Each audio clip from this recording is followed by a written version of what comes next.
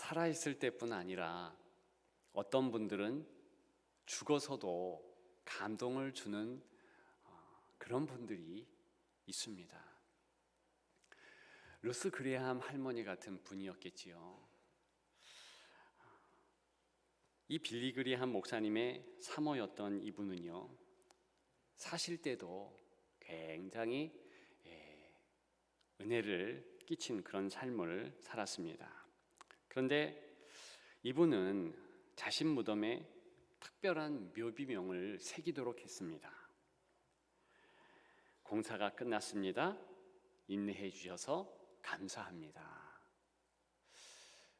제가 한두 번 소개한 듯 합니다.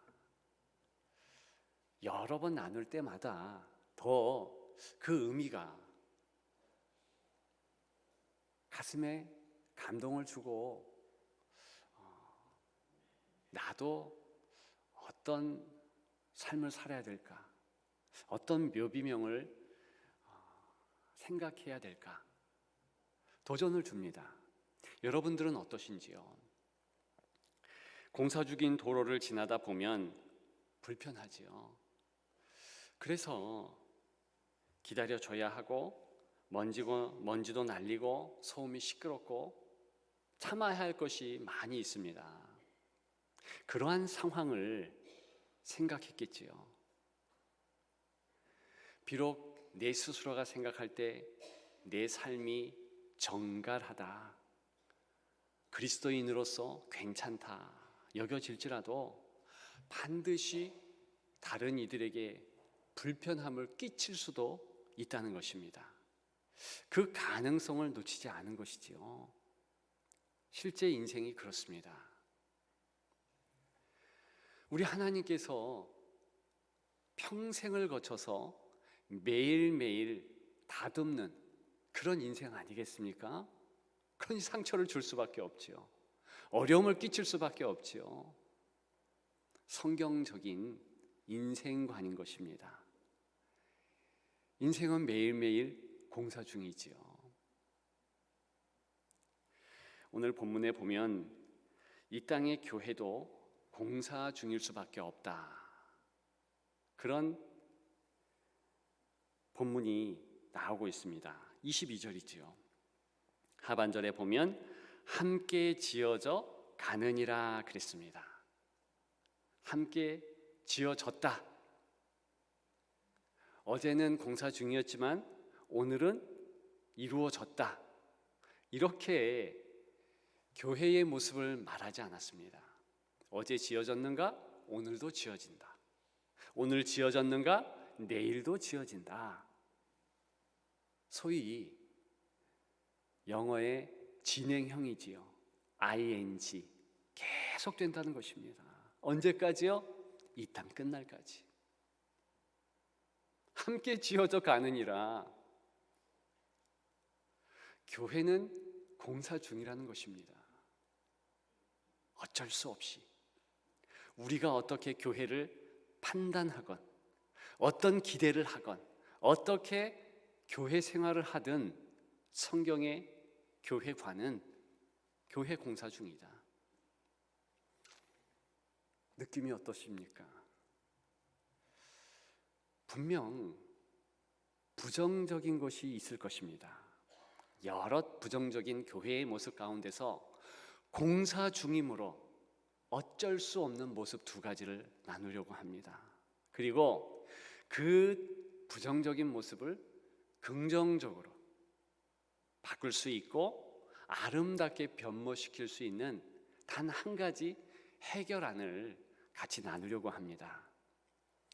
불편한 것 무엇이 있겠습니까? 여러분, 오늘 본문에 보게 되면 사도 바울, 그리고 먼저 교인이 된 이들에게 불편한 사람들이 있다는 것입니다. 누구겠습니까? 첫째는 이방인들이에요. 오늘 본문의 배경이 11절부터 나옵니다. 이방인이라고 지적한 이들이 나오고 있습니다. 문제는 이들이 마치 공사 중에 건물에 새 벽돌이 들어와야 되고 쌓아져야 되는 것처럼 공사 중인 교회에 계속 이방인들이 유입된다는 것입니다. 불편할까요? 안 불편할까요? 당연히 불편합니다. 왜 그러는가? 문화가 다르요. 지금 이 글을 쓰고 있는 기록자 사도 바울의 면면을 살펴보십시다. 3장 1절에도 말하고 있지만은 그는 이방인을 위한 사도다. 스스로 자신이 어떤 사명을 가지고 어떤 마음을 가지고 살아가고 있는지 밝히 말합니다. 그런데 우리는 이 어구를 피상적으로 듣습니다. 흘러냅니다. 이방인을 위하기 위해서 이 사도 바울이 얼마나 많은 헌신을 해야 됐는가, 이 부분을 놓쳐요. 여러분, 지금 에베소 교인들 가운데 대다수가 이방인들입니다. 에베소는 그 이방인 교인들과 더불어서 상당히 사도 바울에게 있어서는 애증의 도시라는 것입니다. 왜요? 사도행전에 보게 되면 그 에베소라는 도시에서요, 이 사도 바울은 큰 이적을 행합니다.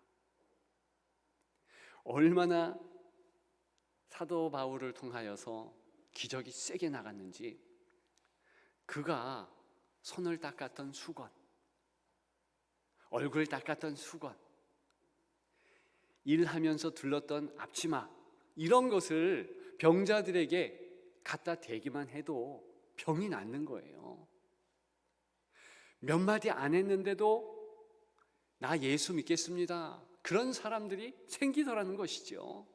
그리고요, 마술사들이요, 다 자기들의 비싼 마술책을 꺼내옵니다. 산더미처럼 쌓아놓고서 불을 질렀네요, 회개 역사가 나타나네요. 얼마나 흥분되었겠습니까? 그런데 그것도 잠시지요. 그 이후에 바로 그 도시의 모습은 돌변합니다. 하나님 또 무심하시지요? 그렇게 용솟음 치던 그의 기적을 행하던 모습도 간데가 없어져요. 나중에는 어떻게 되는가? 이 사도 바울이요, 감옥에 갇히게 됩니다. 그런데 그 감옥의 기간이요, 2년이 넘는 거예요. 그렇게 어느 때는 손뼉치고 환호해줬던 에베소 시민들이요, 등을 돌립니다.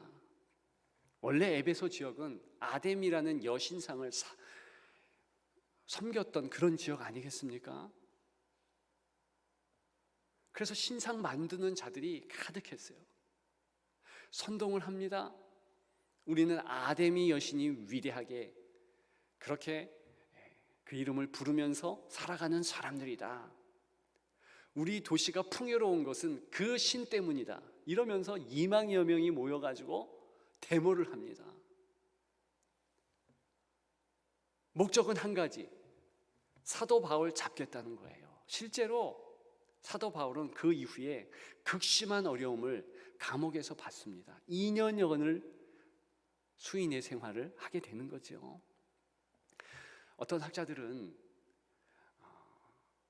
에베소가 아니라 로마의 감옥에 갇혔다.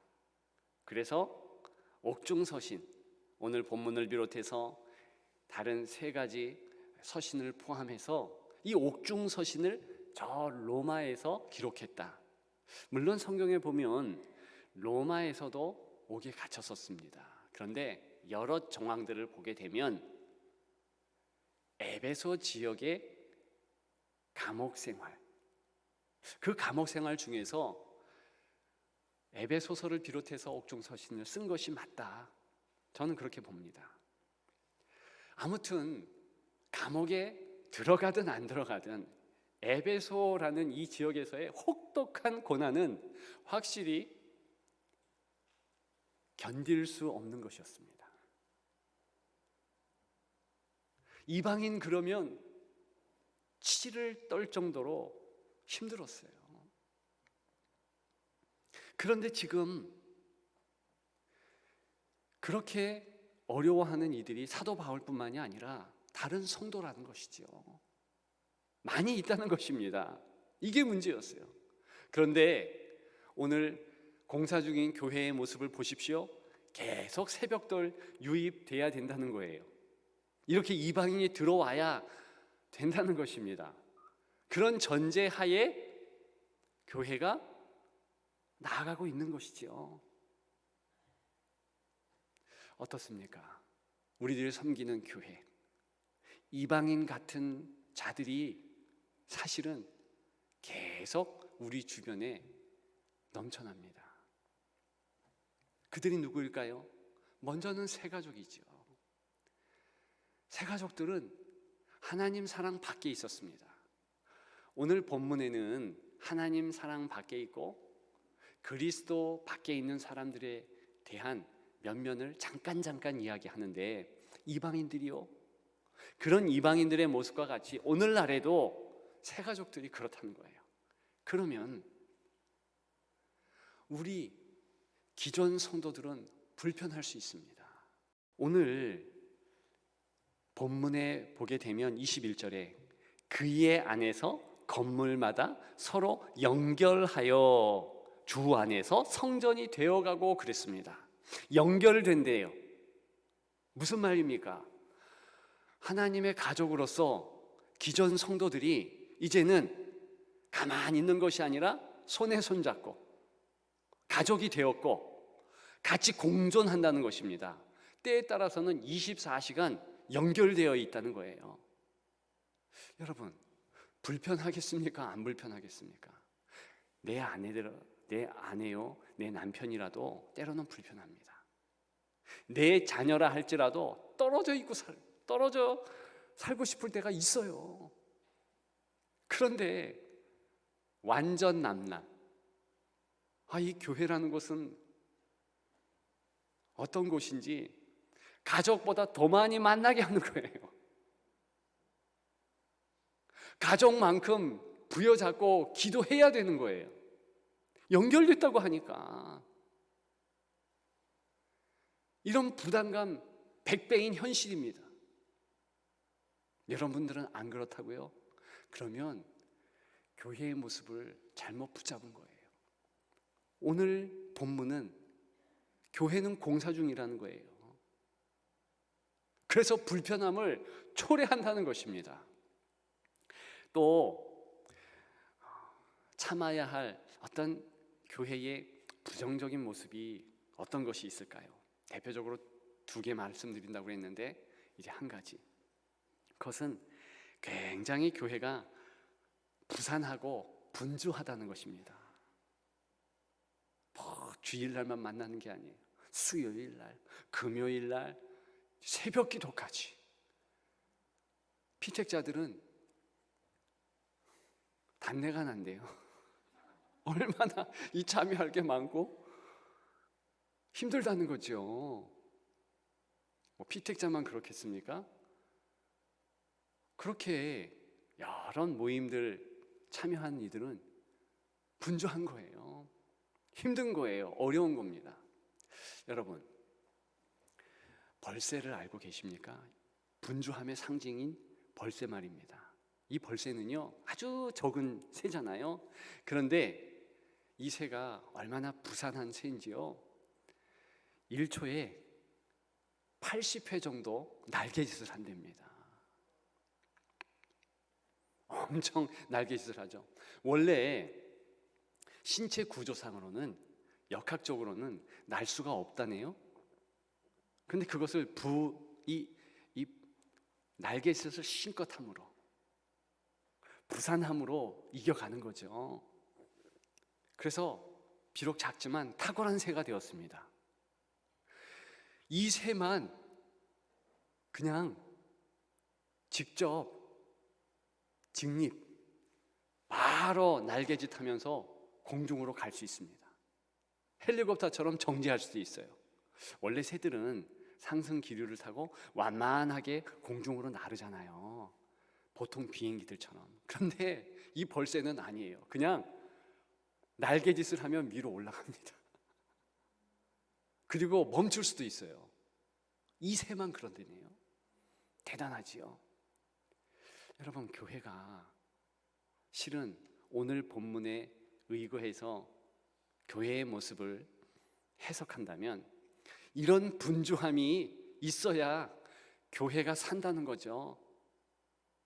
공사장에 가보십시오. 얼마나 어수선하고 분주하고 힘들겠습니까? 교회가 공사 중이니까 어수선하겠죠. 분주하겠죠. 정신없겠죠. 이것이 부정적인 교회의 모습이라는 것입니다.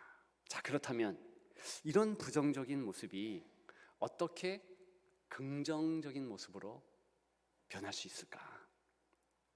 우리는 어떻게 교회를 정말 하나님 마음에 맞는 아름다운 교회로 승격시킬 수 있을까? 승화시킬 수 있을까? 여러분, 이 부분만 조금만 살펴보았으면 좋겠습니다. 어떻게 가능할까요?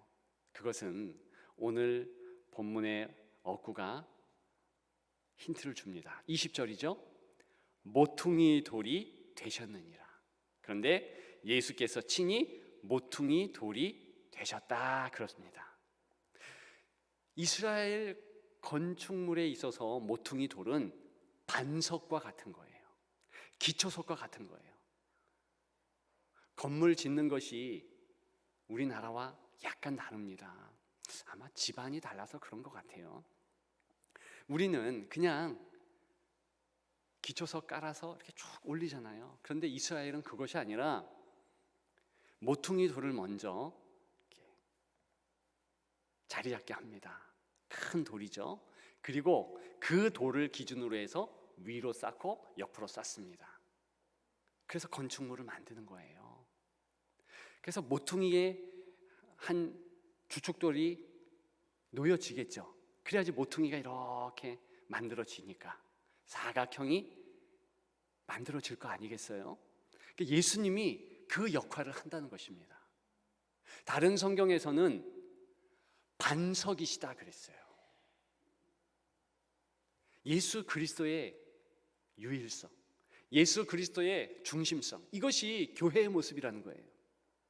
그러면 어떤 지상의 교회가 되었건 건물 중요한 것이 아니라 오늘 예배드리는 이 모습과 같이 성도가 모인 곳, 그것이 교회인데 이 교회의 중심에는 예수 그리스도가 있다는 것입니다. 그 사실을 망각하면 안 되는 거예요. 그렇다면 내가 건축 중인 교회에서 새 가족을 만나고 또한 다음 세대를 만난다. 그래서 그 불편함을 느낀다. 아하, 이 불편함을 넘어서 모퉁이 된 예수 그리스도, 그분을 주목하고 생각해야 된다는 것입니다.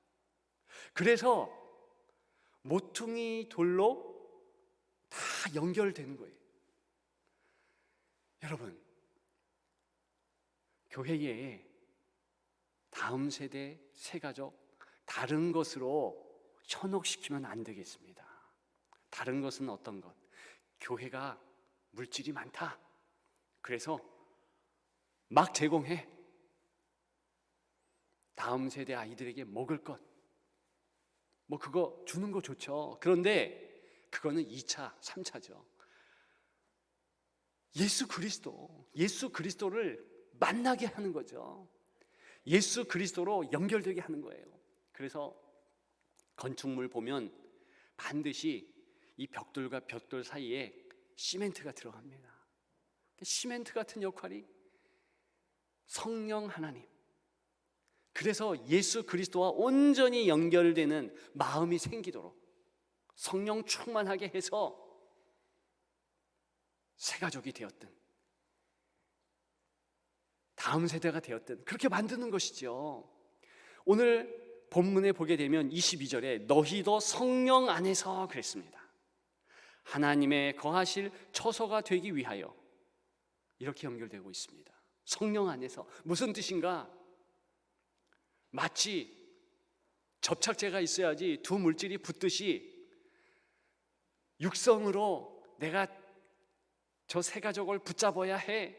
내가 저 다음 세대 예수 사랑 줘야 돼. 내 육성으로 가가지고 그냥 이기고 비비는 것이 아니라 그러면 안 붙죠. 자연스럽게 성령 하나님을 붙잡고, 그리고 그 성령 하나님의 인도하심으로 적절하게 만남을 가지면서 하나 될 수 있도록 나아가야 된다는 것이죠. 여러분, CCC 설립자 빌 브라이트라는 분이 있어요. 이분이요 굉장히 유명한 분입니다. 사형리를 이분이 만들었어요. 자그마치 25억 명이 그 사형리를 통해서 은혜를 받고 예수를 믿었어요. 지금도 계속 사형리 통해서 은혜 받고 있습니다. 그리고요 이분이요 주도와 협력으로 예수라는 영화를 만들었습니다. 예수 영화. 660개 언어로 400억 명에게 영향을 끼쳤습니다. CCC 창립자 빌 브라이트. 근데 이분이요 너무나 단촐한 묘지명을 썼다는 것이죠. 단 2단어만 묘지 비문에 새겼습니다. 예수님의 노예. 그 마음을 알았을까요? 우리나라 CCC 대표 김중권 목사님, 이분은요 그리스도의 계절이 오게 하자 그러면서 비문에 적었더라고요. 나 일하겠다 그거잖아요. 여러분, 그렇게 여러분들의 끝날에 비문에 적든 안 적든 그것은 괜찮습니다. 안 적으면 어때요? 적으면 좋지만, 그런데 반드시 마음에는 새겨야 됩니다. 나 그리스도의 일꾼이다. 왜요? 이 땅은 여전히 교회라 할지라도 공사 중입니다. 성도라 할지라도 공사 중인 거예요. 쉽지 않습니다. 그런데 나 그리스도의 일꾼입니다. 노예입니다. 종입니다. 마음에 새긴 자는 승리하게 되어 있습니다. 여러분, 정말 아름다운 여생 사십시오. 오직 그리스도의 일꾼으로, 그리스도의 사람으로 우뚝 서십시오. 주께서 여러분들과 함께 하실 것입니다. 그런 승리의 삶 사시기를, 일하는 삶 사시기를 주님의 이름으로 축복합니다.